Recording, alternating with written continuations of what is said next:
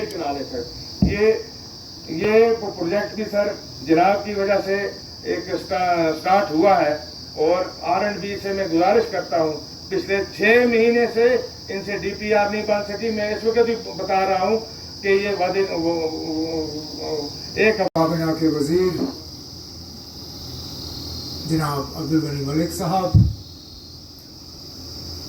हमारे यहाँ के मुकामी MLA और साथ ही इंजीनियर खुर्शीद साहब,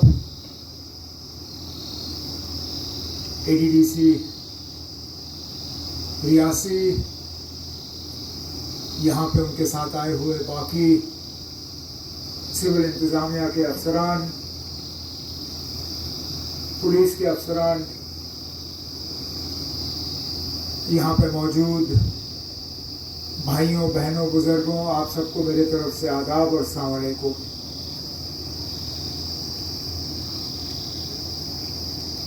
मैं आज किसी जलसे को खिताब करने के इरादे से नहीं आया हूं, न वो मौका है। कहीं ना कहीं मैंने जिस तरह का प्रोग्राम रखने की बात की थी और मेरे साथियों के जहन में क्या बात आई, दोनों में कुछ फर्क रहा। मेरा यहाँ आने का मकसद ये नहीं था कि आप लोगों को इस तरह बांध के रखा जाए और मैं कोई लंबी चौड़ी तकरीर करूं, पिछले 1 साल का हिसाब किताब आपके सामने रखूं या अगले 1 साल का हिसाब किताब, उसके लिए मौका कभी ना कभी आ ही जाएगा। लेकिन आज वो मौका नहीं है। मैं सिर्फ और सिर्फ यहां एक मकसद से आया हूं। हाल ही में तेज बारिश और तूफान के वजह से जो जानी नुकसान हुआ है, उसके लिए ताज़ियत और अफसोस का इजहार करने के लिए, जो माली नुकसान हुआ है उसका जायजा लेने के लिए, और MLA साहब को, आप सबको ये यकीन दिलाने के लिए कि इस मुश्किल दौर में आप अकेले नहीं हैं। मैं चाहता था कि खुर्शीद साहब के MLA बनने के बाद जो पहला प्रोग्राम होगा वो खुशियों से भरा होगा। कोई बड़े प्रोजेक्ट के यहाँ रिबन कटते, कोई नए प्रोजेक्ट के संग बुनियाद रखे जाते, आप लोगों के चेहरों पे मुस्कुराहट होती। लेकिन अल्लाह ताला को, ऊपर वाले को कुछ और ही मंजूर था। हम आए तो इस मुश्किल दौर में, लेकिन यह भी हमारा फर्ज बनता है। यहां पे मेरा या खुर्शीद साहब का आना यह आप लोगों के ऊपर एहसान नहीं है, उल्टा आपने जो हमारे ऊपर पिछले साल एहसान किया, उस एहसान को चुकाने में यह हमारी थोड़ी बहुत कोशिश है। मैं बार बार ये कहता रहा कि ये साल ही कुछ अजीब रहा हमारे लिए। साल के शुरू में फरवरी, मार्च, अप्रैल ऐसा लग रहा था कि पूरे जम्मू कश्मीर में सूखा पड़ेगा। आपको याद होगा, बारिशें कहीं नजर ही नहीं आ रही थी। 70%, 80%, 90% बारिशों की कमी थी। खासकर उन जिलों में जहां बारिश से ही हमें पीने का पानी और खेती के लिए पानी मिल जाता है। यहां तक कि जो इरिगेशन, फ्लड कंट्रोल तो बनाएंगे वो किस चीज के ऊपर? आसमान में तो वो मकान बना नहीं सकते, और इसलिए हुकूमत ने यह तय किया हुआ है कि जिन लोगों के मकान चले गए और मकान के नीचे जमीन चली गई, उनको जमीन का एक प्लॉट सरकार की तरफ से दिया जाएगा और मुआवजा दिया जाएगा, ताकि वो दोबारा अपना मकान जो है वो बनाने का काम करें।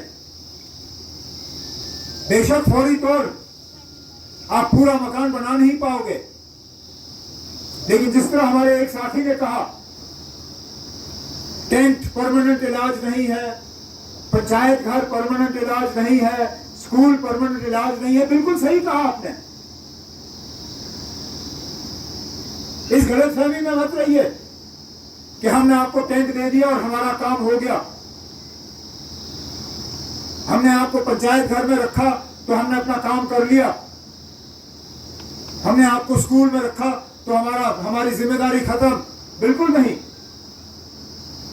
ये तो सिर्फ उस मौके पे आप लोगों को एक ऊपर छत देने के लिए हमें ये कदम उठाना पड़ा, लेकिन जब तक हम आपको इस लायक नहीं बनाएंगे कि आप 2 कमरे अपने खुद ना बनाएं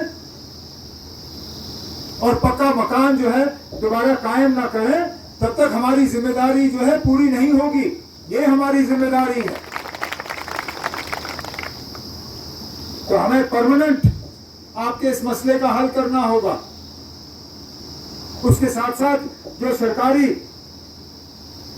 मशीनरी को नुकसान हुआ है, कहीं पे स्कूल, कहीं पे अस्पताल, कहीं पे सरकारी दफ्तर, जो माल मवेशी को नुकसान हुआ है, जो आपके फसल जो कटाई के लिए लगभग तैयार था, जो फसल को नुकसान हुआ, और मैं जानता हूं ये वो इलाके हैं जहां इसी फसल से आप सर्दियों में फिर गुजारा करते हो। अगर ये फसल ना रहा तो आपके पास फिर खाने के लिए कुछ नहीं रहता।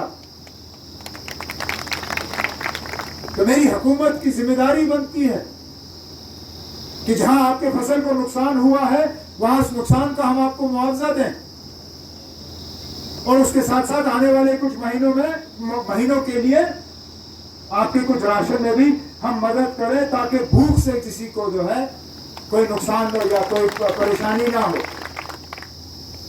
इसी तरह मैं जानता नहीं हूं अगर यहाँ पे ये मसला है, लेकिन कुछ इलाकों में हमारे जो लोग खेती बाड़ी करते हैं, जो काश्तकार हैं, किसान हैं, वो केसीसी लोन के तहत कर्जा लेते हैं, फिर अपनी जमीनों पे काम करते हैं और फिर उस लोन को चुकाते हैं। लेकिन जब जमीन पे रहा ही नहीं कुछ, जब कटाई के लिए फसल रहा नहीं, जो केसीसी लोन लिया गया है उसको चुकाया कैसे जाएगा? तो इसमें भी जिन लोगों ने केसीसी के लोन लिए हैं और उसके बाद फसल को नुकसान पहुंचा है, उन लोगों की भी हम हुकूमत की तरफ से मदद करेंगे, ताकि कर्जे के बोझ में आप लोग दब ना जाएं।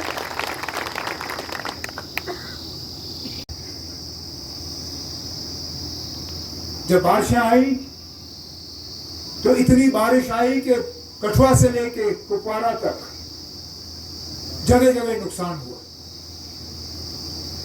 निचले इलाकों में और पहाड़ी इलाकों में। तबाही का एक पूरा जाल जम्मू कश्मीर पे जो है फैला दिया। काश ये जिला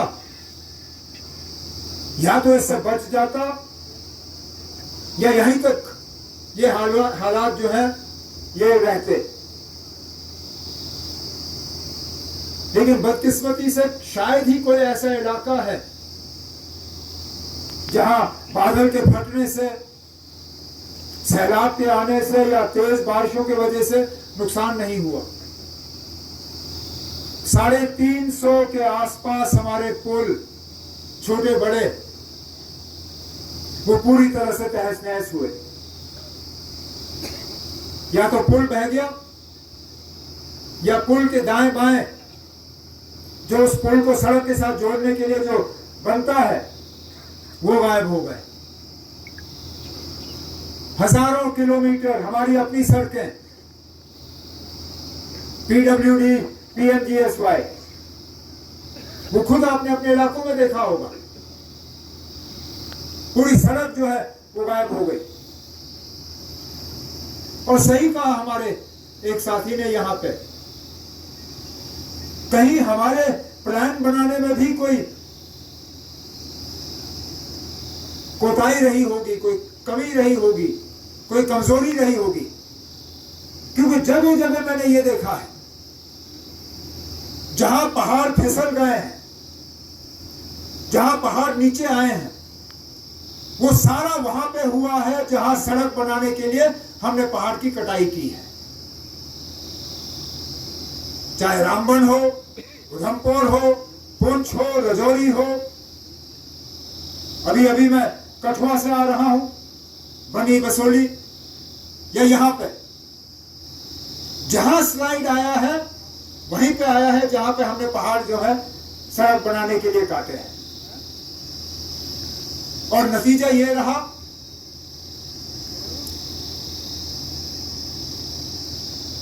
कि मकान नुकसान तो हुआ है, इससे कौन इनकार कर सकता है। पूरा कुछ जगहों पे तो पूरा पहाड़ नीचे आया है और पहाड़ के नीचे आने से लोगों के मकानों को जो है नुकसान हुआ है।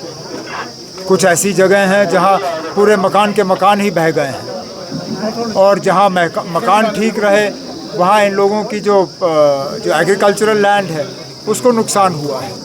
अब जैसे मैंने अभी इनसे बात करते हुए कहा है, जितना हुकूमत के तरफ से इनकी मदद के लिए किया जा सकता है हम कर लेंगे।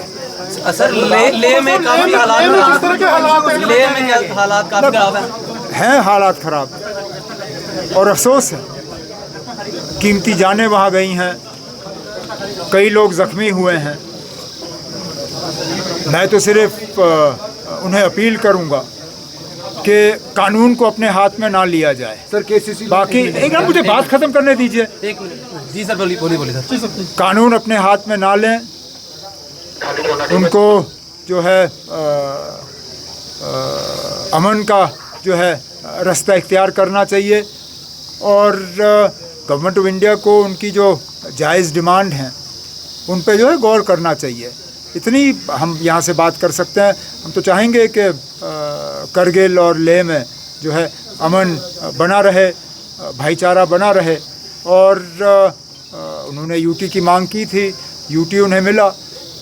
इस यूटी के तहत जितनी वो तरक्की हासिल कर सकें करें। सर भाजपा कहती है कि ये दंगा जो है कांग्रेस ने भड़काया हुआ है, ये सब उनकी देन है। जब हुकूमत उनकी है, इंतज़ामिया उनका है, जब वो फेल हो जाते हैं तो किसी और को कसूरवार ठहराते। अब अगर कांग्रेस इतनी ही ताकतवर है कि वो लद्दाख में दंगे करा सकती है तो फिर उनका काउंसिल क्यों नहीं बना? जब काउंसिल के इलेक्शन हुए, जीत किसकी हुई? बीजेपी की हुई। कांग्रेस की तो वहाँ बुरी तरह से हार हुई। तो हालात जब खराब हो जाते हैं तो यही बीजेपी वाले जो हैं फिर बहाने ढूंढते हैं, वो किसी और को कसूरवार ठहराते हैं। जब फेलियर पहले इंतज़ामिया का है, जब कभी इस तरह के हालात बनते हैं पहला फेलियर जो है वो इंतज़ामिया का होता है। इंतज़ामिया को देखना चाहिए कि वो फेल क्यों हुए और इस तरह के हालात क्यों बने।